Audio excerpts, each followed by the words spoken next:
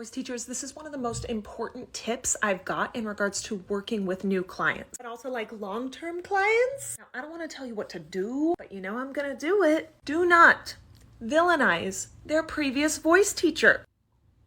An example, maybe this client is talking to you about some of the directions this previous teacher has given them, and you're like, this goes against the science. Two big things to remember. One, you weren't there when that direction was given. How many times have you given your clients maybe less than accurate direction in the process of getting them to where they want to go? Like your students finally making that sound that they've been wanting to make and they say it feels nasal and you're like, I know it's not nasal, but if they think it's nasal, cool, yeah, keep singing nasal. Then they go to their next voice teacher and say, yeah, my voice teacher says I should sing nasal. And you're like, what?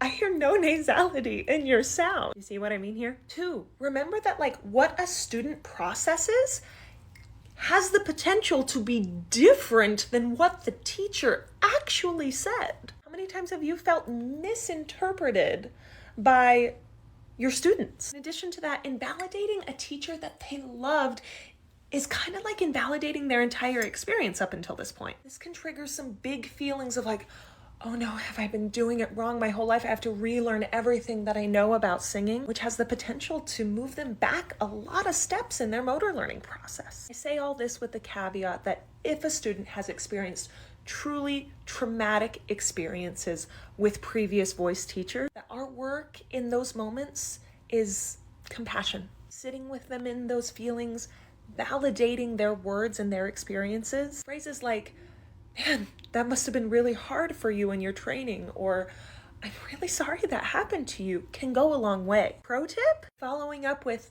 how can I be more sensitive to those kinds of experiences for you as you and I work together? That's a damn good question. And it leaves the student with a sense of autonomy, which is one of the biggest markers for motor learning success. What are your thoughts on situations like these? Have you experienced this before?